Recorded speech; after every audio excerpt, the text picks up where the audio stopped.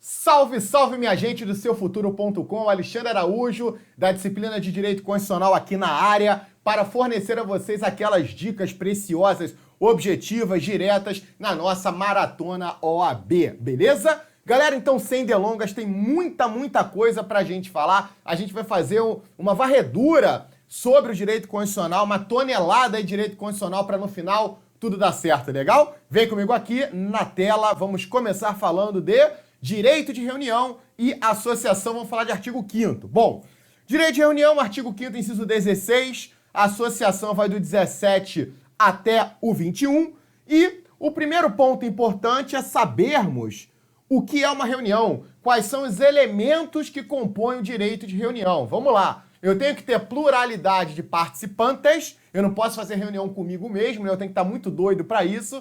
Eu tenho que ter, além da pluralidade de participantes, tempo, finalidade e lugar. Então, repetindo, participantes, tempo, finalidade e lugar. Por exemplo, uma procissão. Uma procissão é uma reunião. A reunião ela não precisa ser estática, ela pode ser móvel, beleza?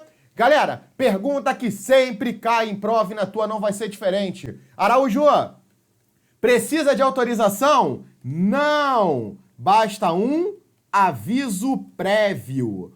E, se aparecer alguma questão jurisprudencial acerca da marcha da maconha, vamos lembrar que o STF entendeu que a marcha da maconha é sim um regular exercício do direito de reunião, uma vez que não é induzir, instigar ou auxiliar alguém ao uso da droga. Não se trata disso, mas sim da descriminalização da conduta. Tranquilo? Agora olha só, fazendo aquele link bonito com associação. Araújo, como é que na minha prova eu diferencio reunião de associação? É o elemento tempo. Na reunião eu tenho um elemento temporal. Na associação não. Na associação eu tenho um elemento permanente. Vamos lembrar? Olha só, uma procissão é uma reunião, tá? Então vamos lá, a gente não vai pensar que a galera vai peregrinar a vida toda. Agora vamos pensar numa torcida de futebol, numa associação. Eu não criei uma torcida de futebol para aquela partida. Não, eu criei a torcida para acompanhar o clube naquelas modalidades esportivas. Tranquilo? Então, cuidado. Na sua prova, se a ideia for de tempo, for temporal, reunião. For permanente, continuidade, associação. Tá mole, tá tranquilo, tudo vai dar certo. Vamos lá. Liberdade de inscrição e permanência, porque ninguém é obrigado a se associar, nem ser compelido a permanecer associado. Eu tenho liberdade de criação, só que com um detalhe. É livre a criação de associações, vedada de caráter paramilitar. Eu não posso ter influência militar no seio da associação. Eu não posso ter. Tranquilo? Araújo, e se tiver influência militar? E se a torcida de futebol ela for dividida em pelotão, tiver comandante, começar a fazer um monte de besteira, marcar confronto, matar gente? E aí, Araújo, o que pode acontecer? Galera, lá no artigo 5º, inciso 19, eu tenho a possibilidade de suspender a associação compulsoriamente e dissolver a associação compulsoriamente. Isso cai pra caramba! Então vem com o Araújo aqui, vamos lá. Como é que se suspende, Alexandre? Vamos lá. Por meio de decisão judicial. Como é que se dissolve? É mais difícil, né? Se eu vou dissolver, eu preciso de uma decisão judicial, fazendo o que, Araújo? Coisa julgada, transitada em julgado. Ou seja, não cabe mais recurso. E, para finalizar esse primeiro pontinho, né? Representação judicial e extrajudicial. Olha só, galera, uma associação ela pode representar seus associados na justiça ou fora dela mediante autorização, tá bom? Eles precisam de autorização, é o que está no artigo 5º, inciso 21. Só um detalhe, cuidado com o mandado de segurança coletivo, porque lá no mandado de segurança coletivo eu tenho a súmula 629 do Supremo, não há necessidade de autorização dos associados para a associação ingressar com mandado de segurança coletivo. Então, cuidado com a súmula 629 do Supremo. Se na tua prova aparecer mandado de segurança coletivo, não precisa de autorização. Fechado? Beleza? Então, ó, olha que coisa boa. Já fechamos reunião, já fechamos associação. Vem comigo aqui na maratona Comunicações, ainda artigo 5º. Olha só. Eu sei que é inviolável o sigilo das comunicações telefônicas, telegráficas, de dados e também correspondência. Então, a regra é a inviolabilidade das comunicações. Mas, galera guerreira, não cai a regra na tua prova. Cai a exceção. E a exceção que mais cai na sua prova é sobre a comunicação telefônica.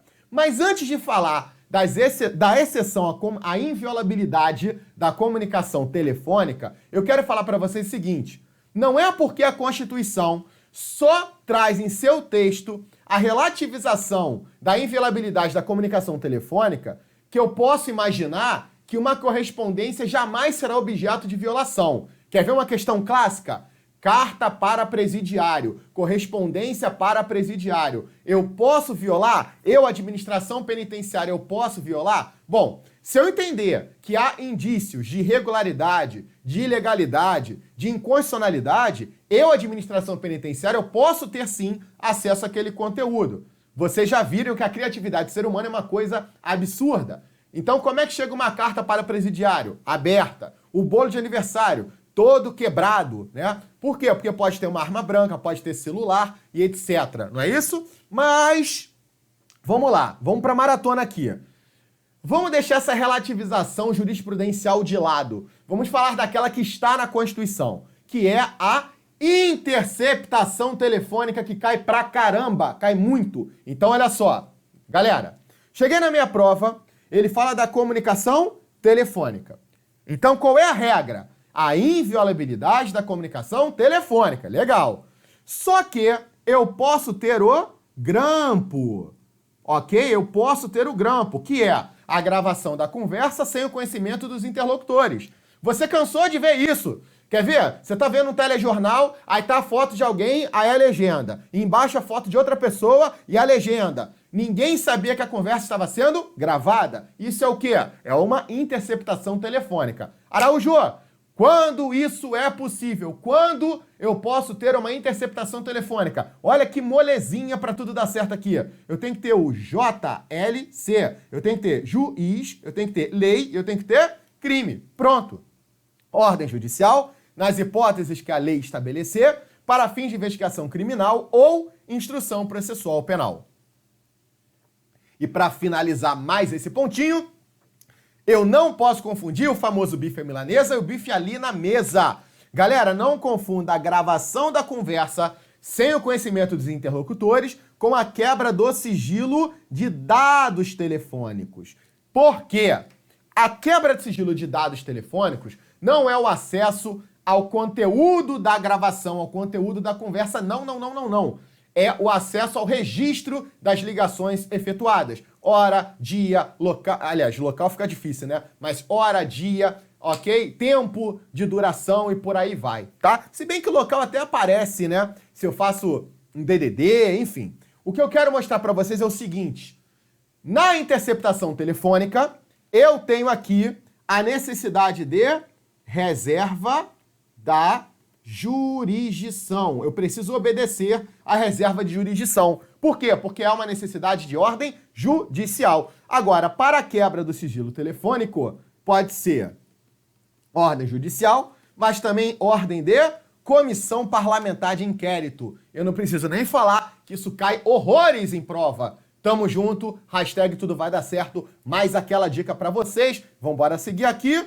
Vamos lá, vamos falar um pouquinho agora de nacionalidade, nato versus naturalizado. Araújo, quando é que o nato é diferente do naturalizado? Primeiro ponto importante aqui, olha só. Você vai ter que lembrar que toda e qualquer diferença entre nato e naturalizado estará na Constituição, beleza? Toda e qualquer diferença entre nato e naturalizado só pode estar na Constituição, artigo 12, parágrafo 2º, tá bom? A lei, de novo, a lei não pode estabelecer diferença entre nato e naturalizado, não pode. Então, toda e qualquer diferença estará na Constituição. E o nosso objetivo aqui no seufuturo.com, ó, toda diferença estará na Constituição Federal de 88. Legal. E aí eu trouxe para vocês os 5 pontos diferentes. Extradição, Vamos lembrar? O brasileiro nato não será extraditado e o naturalizado poderá ser extraditado no crime comum se praticado antes da naturalização e no tráfico ilícito de entorpecentes ou drogas afins a qualquer tempo. Bonito, bonito, bonito. Vamos lá. Eu tenho também os cargos privativos de brasileiro nato. Ó o macete aqui, ó. mp3v.com. Para quem não sabe, olha só como fica fácil. O que é o mp3v.com? Araújo, que doideira é essa, ó? mp3v.com. Vamos lá. Para o slide aqui, ó. M, ministro do STF. P3, olha só, são 3 presidentes: presidente da República, presidente da Câmara, presidente do Senado. MP3V, V de quê? De vice da República. Aí eu tenho ponto com. C de que, Araújo? Olha que moleza.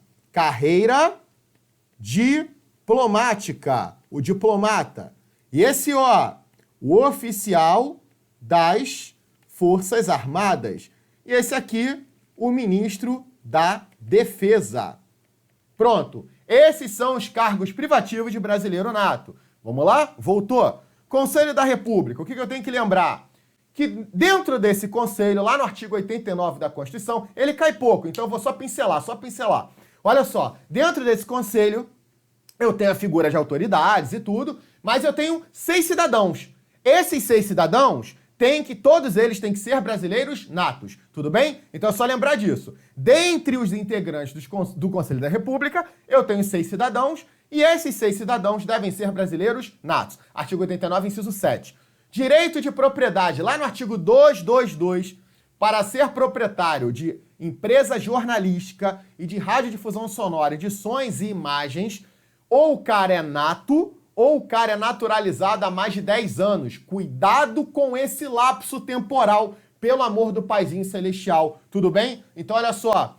Falou direito de propriedade, empresa jornalística e de radiodifusão sonora, edições e imagens, ou o cara é nato, ou o cara é naturalizado há mais de 10 anos. E para finalizar com chave de ouro aqui, mais um ponto, perda de nacionalidade. Olha só. O que é que muita gente erra, e a FGV já colocou isso em OAB, e CESP, e galera, e concurso público cai direto. Olha só, olha pra mim aqui. Brasileiro nato pode perder a nacionalidade brasileira? Sim!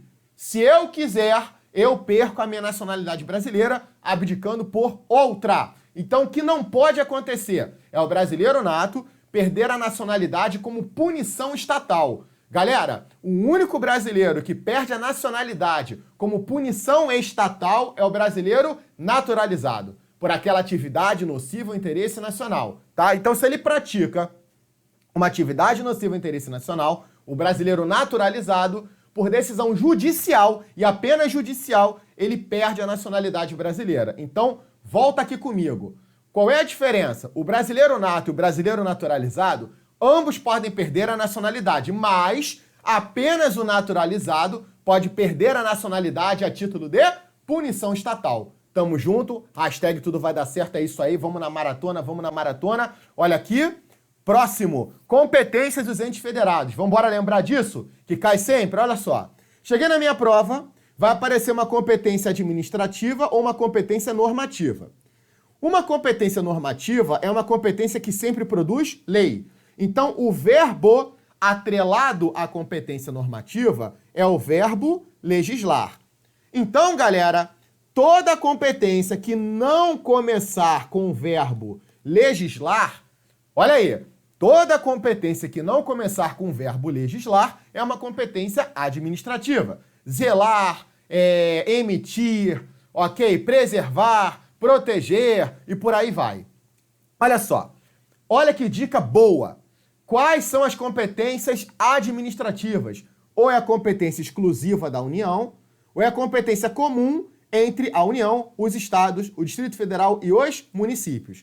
Então, olha só, qual é a ideia aqui, galera? Vamos pensar em autorizar o comércio e a produção de material bélico. Tanque, míssil, isso é uma coisa que tem que estar isolada nas mãos da União. Imagina só, né? Imagina aí, o município de Duque de Caxias vai autorizar o comércio de míssil. Não soa bem, né? Fala sério. Agora, se você pensar em preservar a fauna e a flora, nesse caso, não é só da União. Nesse caso, eu tenho que pensar em uma cooperação. E aí a competência não é exclusiva e sim comum.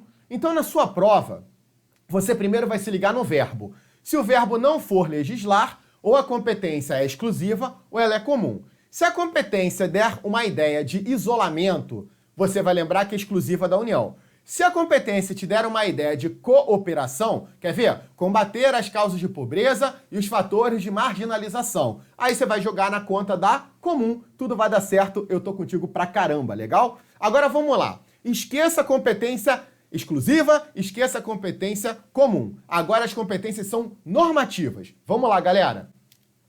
Ou a competência vai ser privativa, ou a competência vai ser concorrente. Se ela é privativa só da União. Se ela é concorrente, é da União, dos estados e do Distrito Federal. Cuidado que os municípios não entram. E qual vai ser a grande diferença? A privativa é da União, mas, preste atenção aqui, a União pode editar uma lei complementar delegando questões específicas para estados e Distrito Federal. Na exclusiva, essa competência é indelegável. Olha aí que diferença linda.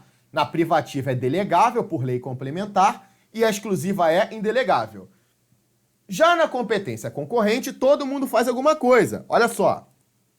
A União faz o quê? Normas gerais. Os estados e o Distrito Federal, normas específicas.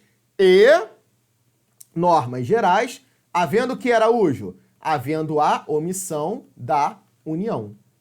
Beleza? Havendo a omissão da União, os estados e o Distrito Federal adquirem uma competência que a gente chama de competência plena ou competência supletiva.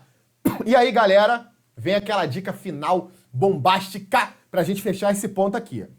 Se na tua prova o cara contar uma história triste, dizendo que o Estado legislou porque a União foi omissa e papapá, e um dia a União resolveu legislar, e essa lei da União, essa lei geral da União, acabou contrariando a lei geral do Estado que outrora foi editada.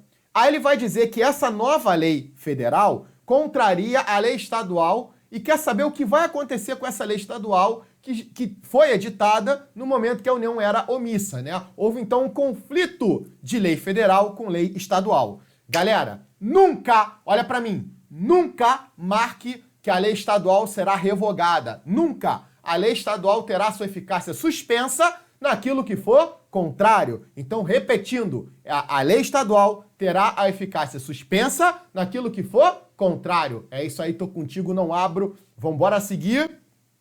Próximo ponto. Olha que lindo, lindo, lindo, lindo. O famoso artigo 53 da Constituição, as imunidades parlamentares. E eu tenho basicamente o quê? A imunidade material e a imunidade formal. A imunidade material eu chamo de imunidade OPV, imunidade para opiniões, palavras e votos.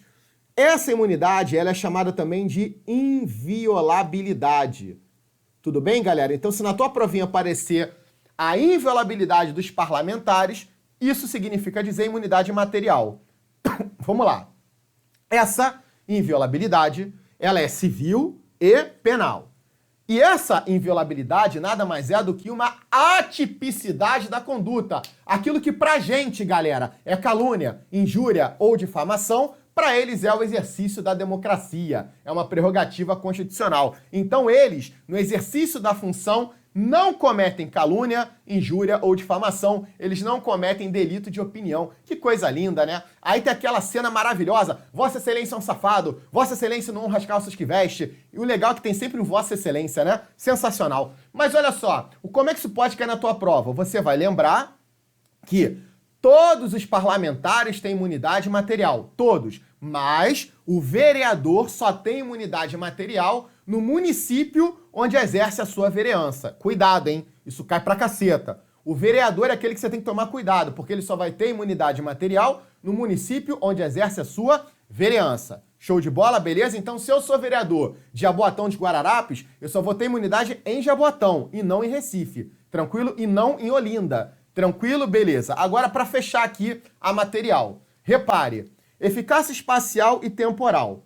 olha só, os parlamentares têm imunidade dentro e fora da Casa Legislativa.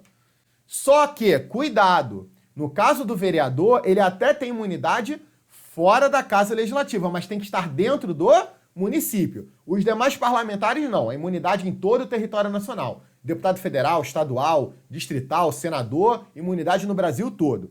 E outra coisa é o seguinte, galera, imunidade temporal, o que é isso aqui? Há uma cláusula de atipicidade, não é isso? Significa dizer, galera, que mesmo com o término do mandato, esse cara jamais responderá por aquele ato praticado, tá? Agora não esquece, entre a opinião, a palavra, o voto, tá?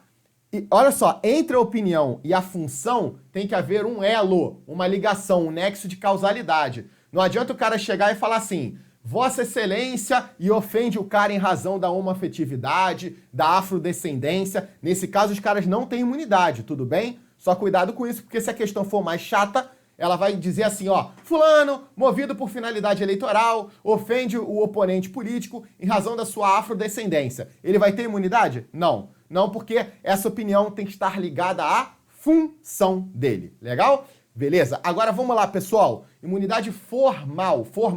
Olha só. Ou ela vai ser formal para a prisão, ou ela vai ser formal para o processo. Então vamos lá. Formal para a prisão, artigo 53, parágrafo 2º. Quando que os parlamentares podem ser presos? No flagrante de crime inafiançável. Galera, não é no crime inafiançável, é no flagrante do crime inafiançável. E outra, o Supremo entende também que os parlamentares podem ser presos na condenação criminal transitada em julgado. Fechou? Beleza. Agora vamos lá. Imunidade para o processo.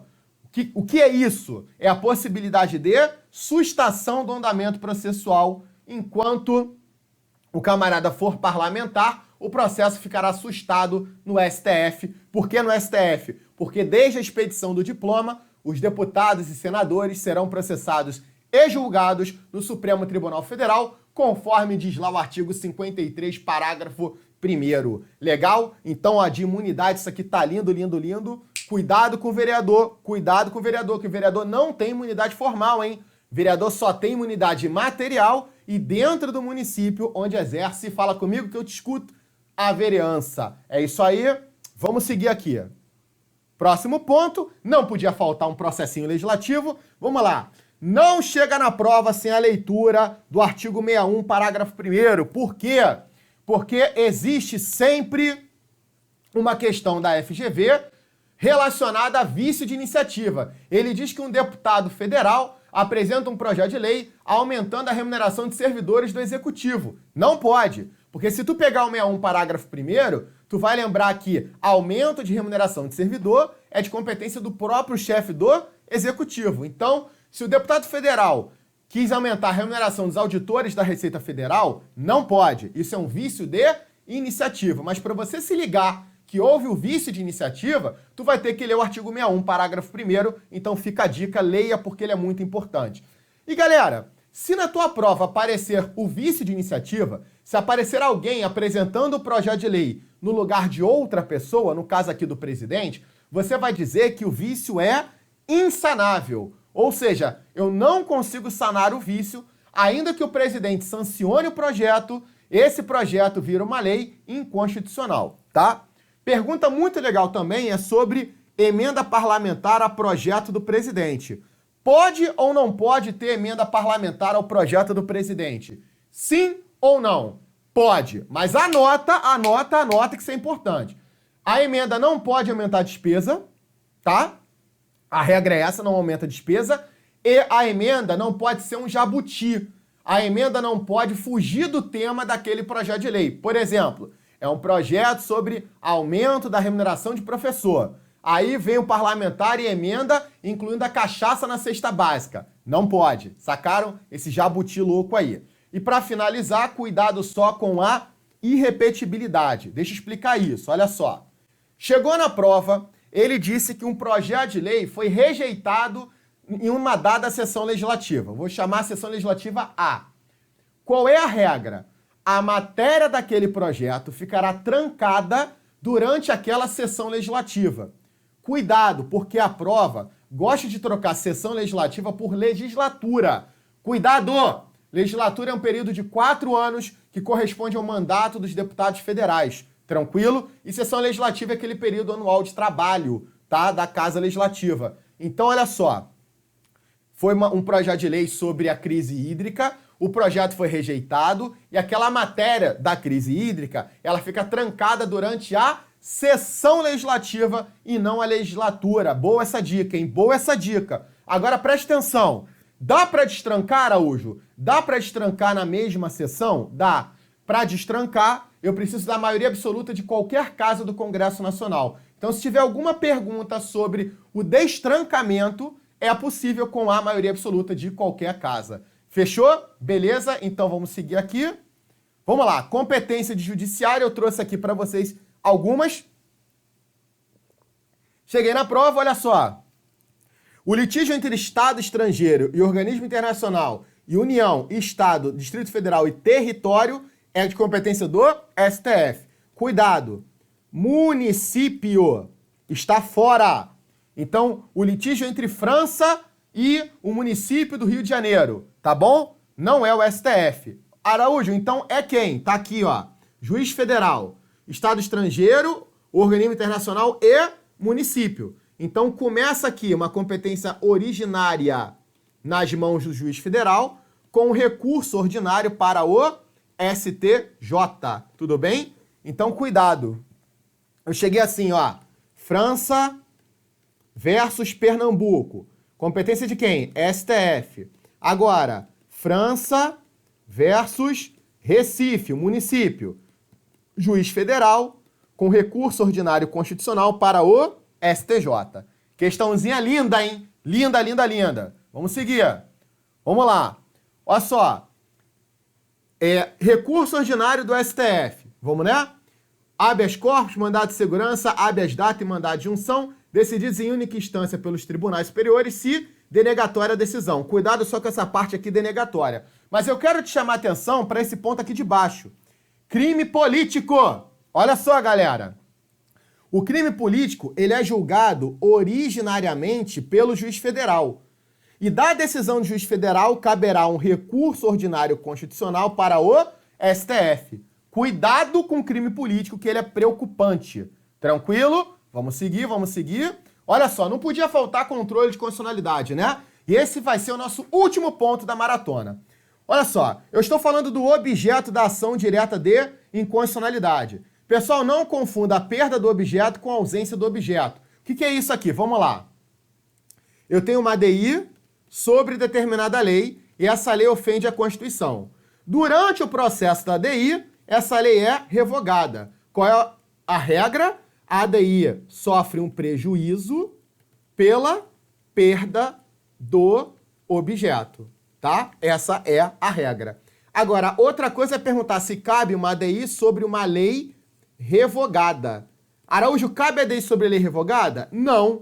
Por quê? Como é que eu vou negar a eficácia a algo que não tem eficácia? Sacaram? Então, nesse caso, não cabe por ausência de objeto. Ok? Para a diferença, vamos lá, vamos lá, vamos lá. Tá bonito, tá bonito?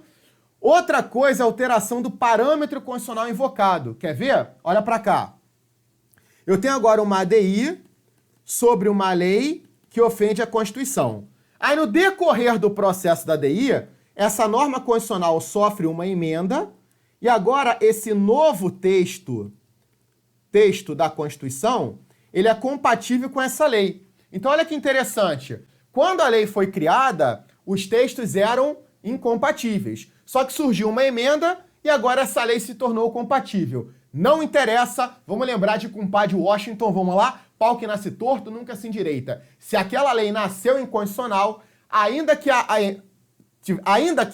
ocorresse, né, no caso aqui que eu dei para vocês, ainda que tenha ocorrido uma emenda constitucional, eu não posso convalidar uma lei viciada. Então, se a lei nasce inconstitucional, ela morre inconstitucional. Então, nesse caso, a ADI não se prejudica, porque quando essa lei foi editada, ela era inconstitucional e assim perdurará. Tranquilo? Vamos seguir aqui. Olha só, norma originária, medida provisória. Araújo, cabe ADI sobre medida provisória? Cabe. Por quê?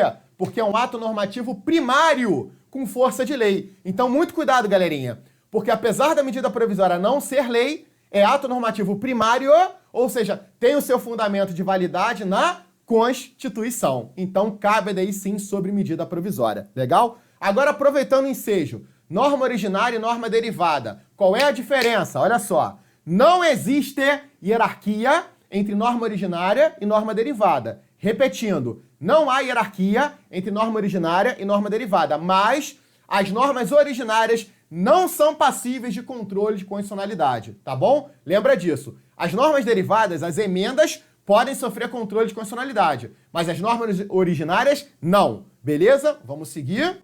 Olha só. Súmula e súmula vinculante. Não cabe ação direta de inconstitucionalidade nem sobre súmula, muito menos sobre súmula vinculante, tá? Lei de efeito concreto. O que é isso, Araújo? É aquela lei com destinatário certo. Por exemplo, uma vez a FGV perguntou o seguinte: certa lei prorrogou um determinado contrato administrativo, tá? Ignorando as regras de licitação. Aí, olha só o detalhe. A lei foi editada prorrogando um contrato administrativo. É uma lei de efeito concreto, porque ela tem destinatário certo. A FGV perguntou se essa lei poderia ser objeto de ADI. Qual era o gabarito? Pode, porque apesar de ser uma lei de efeito concreto, apesar de ter um destinatário certo, olha que bonito, o seu fundamento de validade é a Constituição e por isso as leis de efeitos concretos podem sim ser objeto de ação direta de inconstitucionalidade. E para fechar nossa maratona, galera, decisões administrativas. Olha só, Araújo, decisão administrativa pode ser objeto de ADI? Pode, se a decisão administrativa se pautar na Constituição. Se a decisão administrativa, tá, tiver o fundamento de validade na própria Constituição, então a decisão administrativa, por exemplo, de um tribunal, pode ser sim objeto de uma ação direta de inconstitucionalidade, não tem problema. Então a prova ela vai ter que te falar o fundamento dessa decisão administrativa. Se o fundamento for a própria Constituição, não tem problema ser objeto de uma ação direta de inconstitucionalidade. Beleza, galera? Então é isso aí, pessoal aqui do seufuturo.com. Fechamos nossa maratona da OAB, primeira fase, tudo vai dar certo. Enorme prazer, tá? E galera, força, luta, foco, disciplina, perseverança, que no final vai dar certo. O que precisar, @Prof. Alexandre Araújo, é só procurar lá nas redes sociais, legal? Aquele abraço e a gente se vê.